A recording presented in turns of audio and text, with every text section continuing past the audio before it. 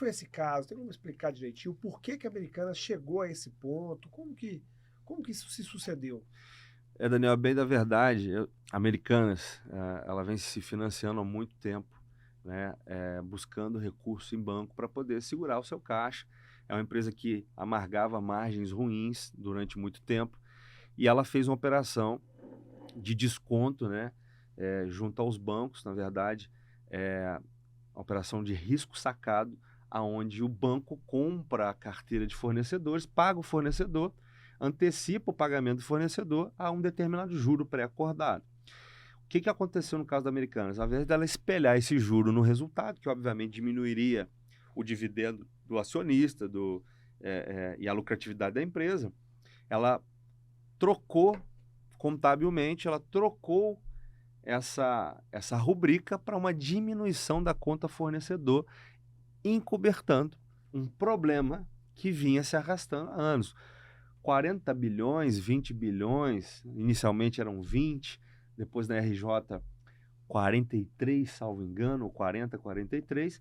Isso é consequência de uma rolagem de dívida. Então, isso ficou escondido. A contabilidade, ela tem a prerrogativa de classificar de uma certa maneira ou com uma certa liberdade, porque as normas brasileiras de contabilidade foram espelhadas nas normas internacionais. Elas não são regras detalhadas específicas, elas são regras que criam uma possibilidade de interpretação. E a interpretação para mim, para você, sobre um determinado tipo de assunto, ela é diferente, obviamente. Então, eles trataram isso de uma forma contábil que a bem da verdade, escondeu um grande problema, né?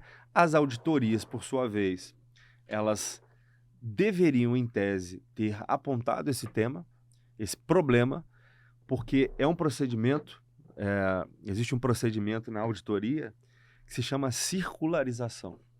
A circularização nada mais é do que um double check, onde você vai verificar.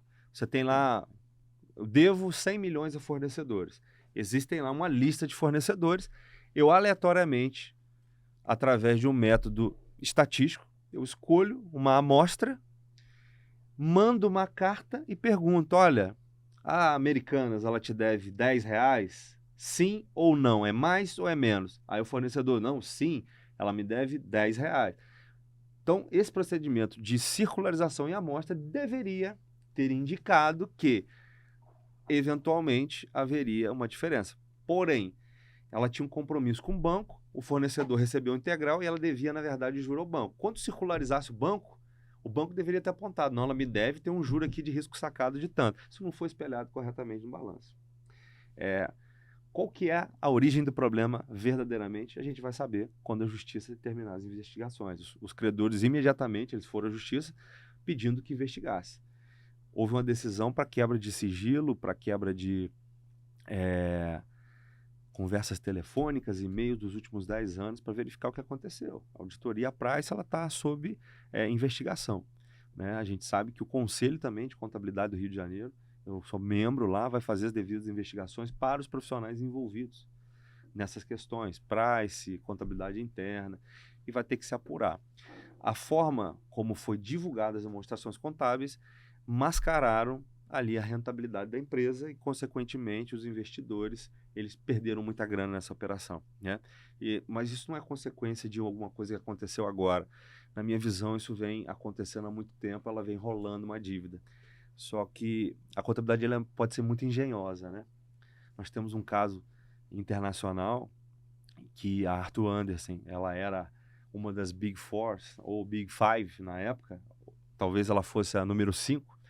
A Arthur Andersen, ela faliu depois de um escândalo com a Enron, uma empresa americana gigantesca que teve uma fraude contábil por uma contabilidade inventiva. Eles projetaram lucros futuros, né, de vendas futuros que poderiam gerar uma rentabilidade, anteciparam isso no balanço e a empresa inflou seus resultados. Muitos investidores ali, a empresa quebrou do dia para a noite e muitos investidores perderam muita grana. E aí foi o primeiro grande escândalo contábil no ano de 2001 que acendeu um alerta, e aí as auditorias tiveram que se preparar ali, modificar os seus procedimentos para que eles pudessem continuar com um compliance ainda maior. Mas a Arthur Andersen foi embora, ela quebrou por conta desse episódio, e foi o primeiro escândalo de fraude contábil que existiu aí, que a gente tem conhecimento. Só que a gente vê que aquilo lá também era a ponta do iceberg, né? Não é só aquele caso isolado, em que pese que existe uma auditoria externa para conferir as contas e garantir para o investidor que os números são fidedignos à realidade, existe ainda algum problema que a gente vai descobrir que causou esse problema no Americanas. A gente não sabe se está internamente ou está na auditoria, ou se os bancos também, que ganharam muita grana nessa operação, e obviamente o banco ele sabe o nível de endividamento da empresa, eles continuaram emprestando e fazendo as operações, e a gente não sabe exatamente o porquê isso aconteceu. Isso vai ser esclarecido em breve, a gente vai saber qual que é o real motivo disso ter acontecido. Mas houve sim uma forma de contabilizar que não demonstrou a realidade patrimonial e financeira da empresa. E isso é, no final do dia, um erro, de certa forma, aí, que foi cometido na contabilidade da empresa e vai precisar ser explicado, né? Quanto isso é ruim para o cenário, né? Esses escândalos. Esses escândalos contábeis eles vão gerar alguns desdobramentos. Presume-se que o problema não é só da Americanas, e muitos outros varejistas estão com o mesmo problema. Ok? Então já há um sinal de alerta em termos de crédito para esses varejistas, e os investidores já estão tirando o pé do setor, reavaliando seus investimentos. O que isso vai gerar? Vai gerar consequências, obviamente. Algumas empresas vão ter redução ali, investidores vão vender suas ações, elas vão passar a valer menos, essas empresas vão ficar menos atrativas, eventualmente vão fazer cortes mais drásticos, vão ser exigidas por uma performance, por uma auditoria mais, digamos, mais rígida, por um controle mais rígido. O processo de fusão e aquisição também, eventualmente, vai ser afetado por isso, vai ter que se redobrar o cuidado nos processos de due diligence, onde é feita a verificação para aquisição de uma empresa. Então, o ramo varejista é um ramo que agora, o segmento varejista, ele está sob desconfiança do investidor, sob desconfiança das instituições, de uma maneira geral. Isso tem consequências que a gente ainda não consegue prever qual é a real consequência disso.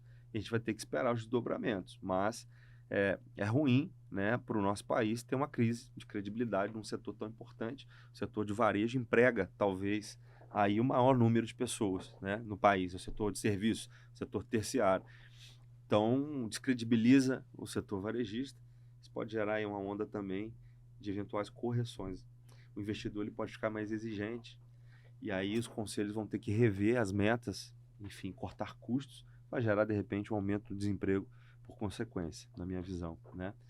É um cenário que precisa ser verificado, precisa redobrar o cuidado, compliance, auditoria vai precisar ser mais diligente.